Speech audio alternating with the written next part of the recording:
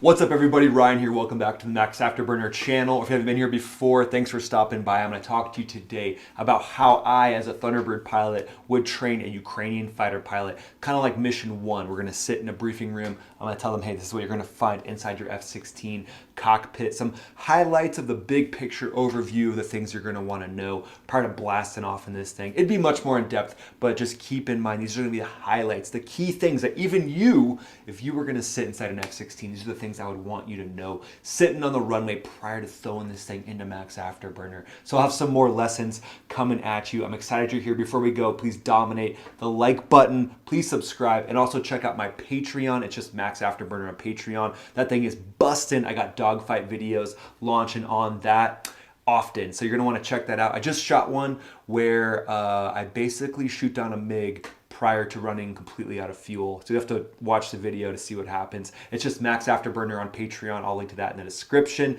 Now on to this Ukrainian fighter pilot tutorial. What's up everybody? Welcome to the Max Afterburner channel. It's Neo. Today we're gonna be walking through the F-16 cockpit as if we're training Ukrainian fighter pilots to fly the F-16. So the flow on the left-hand side, tons of switches. We won't get into all of them. You got your throttle over there.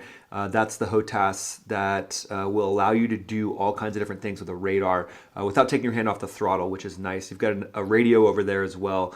And then you've got an emergency canopy deployment. You've got the landing gear handle. That's where my cursor's over right now. And then you've got a hook. So this button right here puts your hook down and then we'll pop out to the outside of the jet.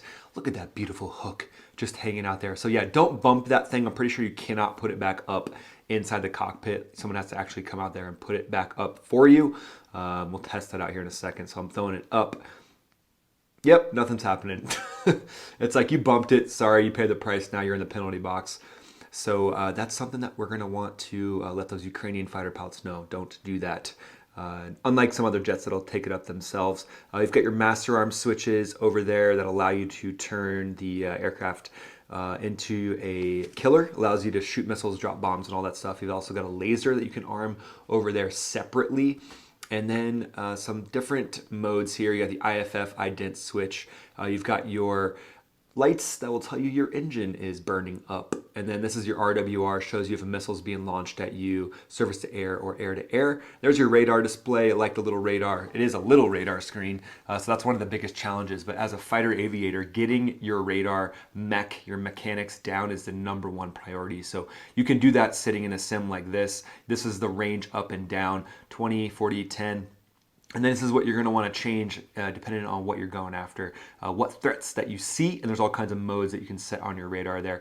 You've got your HSD, your horizontal situation display, showing you your friendly aircraft. They show up as little circles, so you know that you've got a wingman out there. And then moving into some of the basics of flying this thing, you've got your standby airspeed, altimeter, attitude indicator, your compass there telling you which way is north, which way is west, etc. You've got a nice little vent down there to keep you cool when you're slaying the bad guys. It's always nice. And then that was the ejection handle, that yellow thing. Here's a little bit of the upfront display. I'm going to show you how to change a radio frequency, which is important. A lot of times you'll use numbers that have been preset with a little cartridge that you take out to the jet. So now we're going to preset it to number 3. UHF is 2, VHF is 3. VHF is how you talk to your wingman. UHF is how you talk to outside agencies. And then IFF, this is how you squawk different codes so that you know who's good and who's bad. You can change that all right there. And then this little toggle switch, you can move up and down what you're changing, and then return takes you back to the home screen. It's just basically like an iPhone. Air-to-air mode, air-to-ground mode. You've got this little pipper down here. It's called a CCIP, Continuously Computed Impact Point. Can't see it because we're a little too short right now. Air-to-air, that's basically when you're going to dogfight someone. Air-to-ground is when you're going to drop bombs on someone. And then you change a lot of different modes here with the HUD, which is nice. They're very user-friendly aircraft. It gets to be intuitive once you've done it a few times. I know this is a fire hose right now, but this is how the Ukrainian fighter pilots are going to feel. Brightness switches, these little things that you don't think matter, they matter. The sun's shining in your eyes. You need the brightness switch to be all the way up. You need to know what to do without looking around too much. Just quickly grab something. And that's why we'd sit in these jets and just practice where switches are without looking, so that we can be in a position to touch something, move something without having to look down, so we can keep looking up at our wingman or at a bad guy, whatever the case may be. This is nice because it's just a list of kind of what the computer or the jet has to offer. And then you can hit little key buttons, which are like smart keys on the pad, and it'll take you to different screens. I'm not going to get too deep into that. That's like an entire video for another time. But this is just, again, the basics of how to be an F-16 aviator and the different modes that you're going to want to know, like setting your bingo fuel. We'll do that real quick. So let's say your bingo fuel, set it to 3,000. There we go. 3,000 entered. Now we'll get a warning when we hit 3,000. Currently we're at around, what is that, 12,000-ish. So got a while till we hit that, but you definitely want to be aware. We're heavy on gas because we've got these external tanks, these gray tanks here that look like big bombs. They are not bombs. I suppose they could be if they catch a spark if you dropped them, but they're full of gas, thousands of pounds of gas in those things, which really extend the range of the Viper, which is nice. And then you've got some Mark 82, some 500 pounders. You've got an AIM-9X, AIM-120 out there hanging on the wings, just ready to do some work. Looks like a Lightning pod, which is an old school pod there, and that thing is out of date. I would not want to fly with that Lightning pod. I would want a Sniper pod, which is the newer version of that. But again, just looking at the lines of the F-16, what a good looking plane. You would know all the different things to look at on a walk around as a fighter aviator. You'd want to check for certain panels to be flush, you know, nothing that's got a rivet popped out or something like that. And then just no binding in any of the control surfaces. Kind of an overall view there of that. Got your standby attitude indicator there. Just lots of different things that you can use on this jet. Again, the HSD, horizontal situation display there, shows you what's going on around you. Targeting pod, it's currently off. And then you've got that situation display that we talked about before, which just gives you situational awareness of the battlefield, of what's going on. Different entities can pump information to you on that, like an AWACS or something like that. So again, this is kind of the normal setup that you would see with a radar on the left, HSD on the right. And this is how you would take off for combat or a training mission for that matter. So again, user-friendly. You can do all these different switch actuations with your hands on the stick and throttle. That is the definition of HOTAS there. Standby attitude indicator. You pull that thing out, push it back in. The flag comes on and goes off. That means it's working. We're burning about 1,200 pounds per hour right now just sitting here. That's the fuel flow indicator. And basically just you do a flow through the cockpit. So we just started on the left-hand side.